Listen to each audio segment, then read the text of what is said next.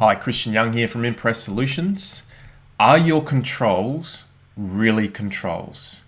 I'm going to present some information here which may help you reflect upon have you really nailed the controls for your single fatality and multiple fatality risks. So if we think about a standard bow tie, I see lots, we do lots across industry, and oftentimes to make ourselves feel good, we come up with lots of causes and lots of controls, with the idea being that the more controls we have in the pathway, the better the chance of preventing that pathway or mitigating that pathway.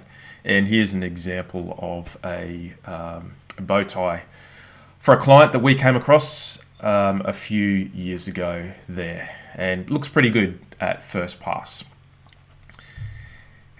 However, there's a model distributed and it's been out there for a while.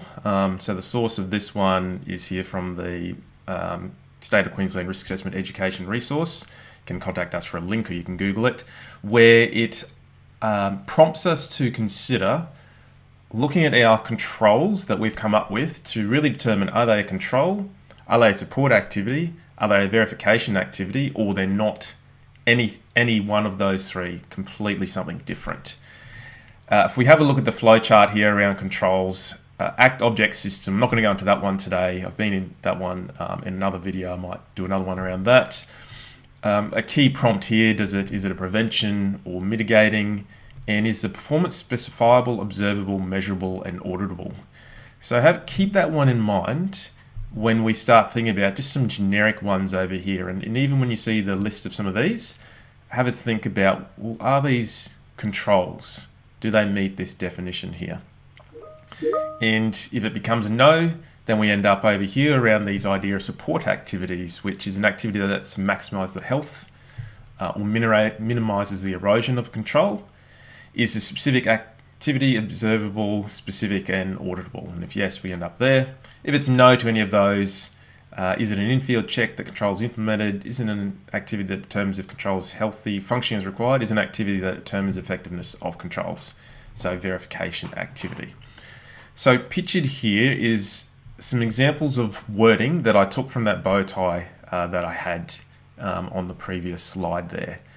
And if we take, what's one that we can go with, for example, the one that appears a lot, let's say supervision or supervisory inspections. So we have a look in here and think about, okay, supervision, well, the way it's defined maybe doesn't even pass that test. Does it prevent or mitigate an unwanted event? So I could have put it in the pathway and say if that happens, it will prevent it, or that happens if it will mitigate it. It doesn't pass that test. And even just saying supervision, the way that's worded, it wouldn't pass this test. So we ended up as a no. Okay, so is it an activity that maximizes health or minimizes erosion of a control? Yeah, potentially. Is the activity specific, observable, and audible? Well, again, maybe not, because we haven't, the way it's worded, maybe doesn't pass that test. So does it end up over here? Is it an in-field check the control is implemented? Potentially, if our supervisors do and we understand the framework and what they're supposed to supervise, maybe it passes that test. Is an activity that determines if control is healthy, functioning as required? Then potentially yes. Is an activity that determines effectiveness of controls? Potentially yes. Again, depending on the wording, it might be no, or potentially it might not even be part of the control management system. So that's just an example of one control. Think about inductions. I'm not going to work it through. I think it's pretty clear if we took our classic induction as a control, where that might end up or not end up at all. Even things like our documents themselves, the documents as titles, they really wouldn't end up here. We need to identify what's the act inside the document and sanity check that.